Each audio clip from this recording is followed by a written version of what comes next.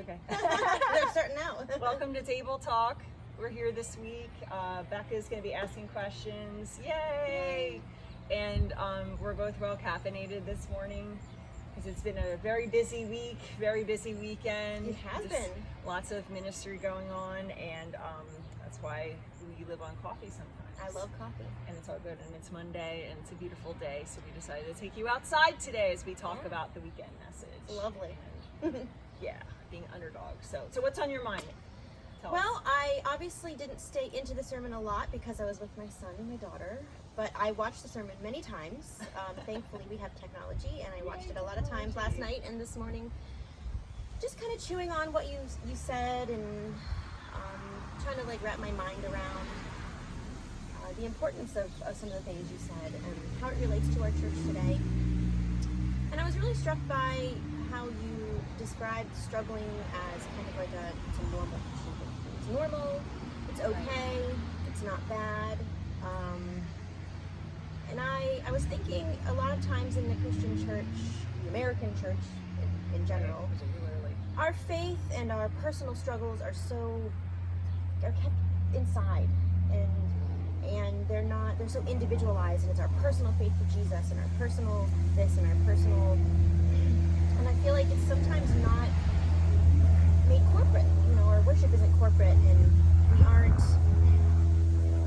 bringing our real life issues to front and struggling with other people.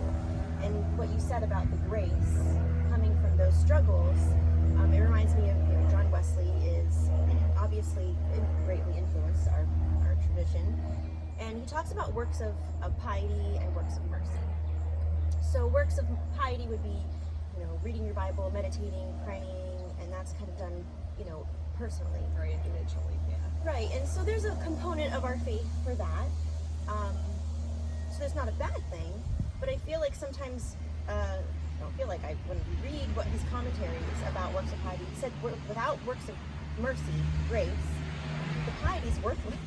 So you can struggle on your own all you want, but until you come and share that with people and serve other people and open up, you're not really going to face that healing and reconciliation that grace comes to you. And I don't know, what are your thoughts on all of that? Yeah, and I think and just connecting to like what I said in the message too, it's like you're depriving other people of those acts of mercy and what God has called them to do, and working together in that too.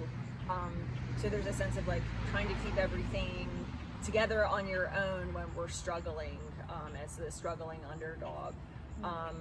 It can be a very lonely venture. Yeah. And it's not meant to be.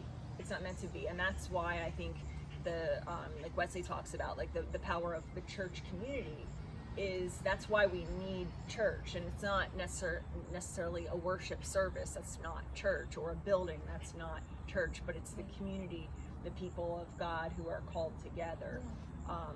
And also just connecting to that, like John Wesley had these groups that he was known for, and one were these classes. It wasn't like a class, like talking head up front, everybody's taking notes, that type of thing, but it was a smaller group of people that would gather together to grow together, to learn together. And then there was an even smaller group from that class of people that were holding each other accountable in a band, and sharing your struggles and being totally honest. Like, you were held accountable each week to say, like, how have you been generous? How have you been giving to others? Have you been giving to the church? Like, wow, like that was a thing. Like, how have you sinned against your brother? How have you sinned against your sister? And it wasn't just like, oh no, everything's pretty good this week. Like, no, Yeah, I'm doing great. I'm doing great. Yeah. Oh, I said like 2 cuss words. I was like it or something. But it was like, no, you dwelt within you and said, no, I coveted. Like, I was jealous of this person, my neighbor, one of my neighbors, with this new car that they got. Of course they didn't have cars and all, but their new horse they got. Carriage. Yeah, their new carriage they got.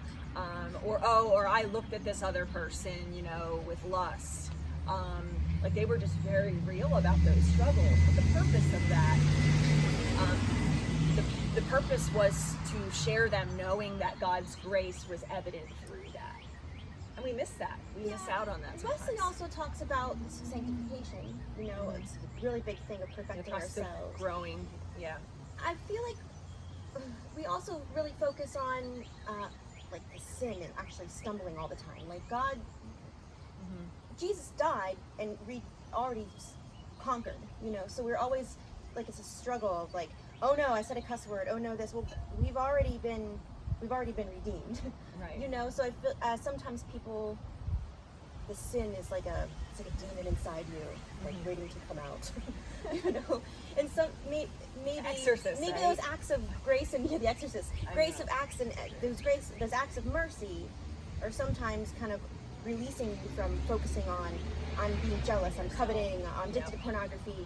It's sometimes just delving into being a part of that community where you forget those other problems that exist and you aren't tempted by them because you know you're in the community and working with these people that you're striving to be a better person, not because you want to fight the demon of sin or get it exercised or whatever, but you are walking in the way of providing help to others and your community. So that is a big point I'd like to make too. And just what came to mind was like the best either solution or solve for struggling individually is to serve corporately. Sometimes it doesn't make sense because it's like, oh no, I'm struggling, like, and I think that's what or our I'm culture, not good enough to be a leader. Or I can't do that, I'm too messed up, like, oh well, if they only knew. Do you think we don't have any problems? Exactly. Like, oh no, I should just keep to myself, or I struggle with mental health, or I struggle with an addiction, or I struggle with selfishness. Like that can also be a struggle to say, oh no, it's all about me. And that can be very isolating. Right. So the best thing to do, like that's what I feel like, you're talking about like demons. That's what I feel like the enemy wants us to do. Yeah. Is to just be alone by ourselves, to say, oh no, those voices that you hear inside your head, like, no, you're not worth it. You're always going to be facing this. You're terrible. You can't help people. You can't do this. You're not good enough. You're not good enough. When the best thing to do is to be connected corporately and just serve corporately. And even if you're struggling with something, like, get out there, like, serve, be a part of something bigger than many small things you can do. Nothing, right. Oh yeah. It's nothing fancy. Right. It's like ushering or, changing the lyrics or or setting up a slip and slide or cooking hot dogs we did on Friday at our water fun night. Absolutely. And just like getting outside of yourself, like you're saying, Becca, that's such a powerful thing. And that's grace. Also God's grace at work. And that's why he needs us and he calls us to connect in that way. And it's funny because I see so much, especially on social media, right? Sometimes people either are very private about their struggles, like, yeah, everything's great, I have the perfect family, we just went on vacation, my house is beautiful, I just got a beautiful car, dog, or whatever it is, and everything's peachy, when there's a real deep struggle going on and that's not revealed. Or the other side, that people are like, oh, my life is terrible, and even just like, and not necessarily like dwelling it, but just being like very out there with it, like, oh well, this is wrong and my work is terrible and I'm feeling bad and this happened and all this kind of stuff. And I think that often comes out of a place of a desire for community, but not knowing how to achieve that. And I think that's like, even if you're not religious, like sometimes the best thing you can do is like to connect to a church, honestly. Even just to say, hey, you know what, I'm not even sure if I believe whatever this is, but here's an opportunity to serve, to know others on a deeper level, and to develop something interiorly. And you might be surprised. And what better way, it's a safe place to do it, hopefully. Right. You belong ours here. is. You belong our church is. Yeah. Our sign says you belong here. Yeah. Yeah, and just to be open to that, because like I think sometimes it can be just very isolating, but that's often a cry for help when you see that online. But struggle's real. I mean, like you're saying, like we all have something, and some might be, I guess, more destructive or have a greater potential to be destructive than others. But there's other things that they might seem small or insignificant, but that's often how those big destructive things often start too. Absolutely. I was just thinking about the pandemic and how everybody was like, we're not going to do anything. Stay home and so people were really not feeling connected at all. Yeah. And so I think it really brought a lot of light, brought to light some problems, mental health problems in the community where they weren't getting the interaction that they needed, the outlet to serve and provide that, and how creative our church really got during that in order to provide those outlets to serve. Yeah. So it's really important that the church stays, and so that people can come and receive that grace, give the grace, receive, give, all around. Right, yeah. And even if you're maybe not here local in New Cumberland, like I would encourage you, part of your faith journey is to be a part of something bigger, and to be a part of that community. And it's even less about that's the solution for your own struggles, but more about how God designed us. Right. And so I would just encourage you to find an opportunity to do that. Like here at Table Life, there's so many opportunities on as far as Sunday morning goes. I know with children's ministry, really folks that have had experience before or that are just interested, and we have a process, of course, to do that with background checks and whatnot. Protect our babies. Yeah, and then we also have a bunch of teams too, like our parent community team. They're amazing, just hospitality, and it's not just coffee and donuts and stuff, but providing meals for a funeral, setting up for the common meals, seniors, assistance with seniors, and getting people need rides to church who can't drive or no longer have a vehicle, things like that. Right. There's so many things and so many needs even right now. So we just want to encourage you that please reach out and connect, and that's often a way to help someone else's struggle at the same time that you're serving yourself too. Exactly. And you're experiencing God's grace in the midst of it. So it's an opportunity for all that.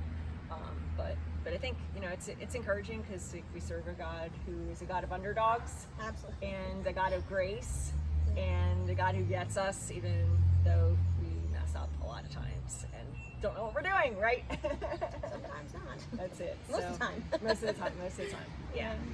So, well, awesome. Well, thanks, Becca. Yeah, thanks thank for you for chatting having me. today. And yeah, it's a beautiful day here. So get outside and enjoy it. Yeah, I think this whole week is supposed to be here in Pennsylvania. I don't know if you're in another place, it's going to be really, really hot, but we're enjoying it here. We're enjoying it here. So so make sure you join us on Sunday, either in person, online at 11 o'clock, or also posted on Facebook, YouTube afterwards. And we're going to be in the third part of our Underdog series. And feel free to read ahead in the book of Philippians. It's just a great little book in the Bible to read. Paul has a lot of very practical things to tell us and to talk about. So, okay. Have a great week. We'll see you guys. Bye, everybody.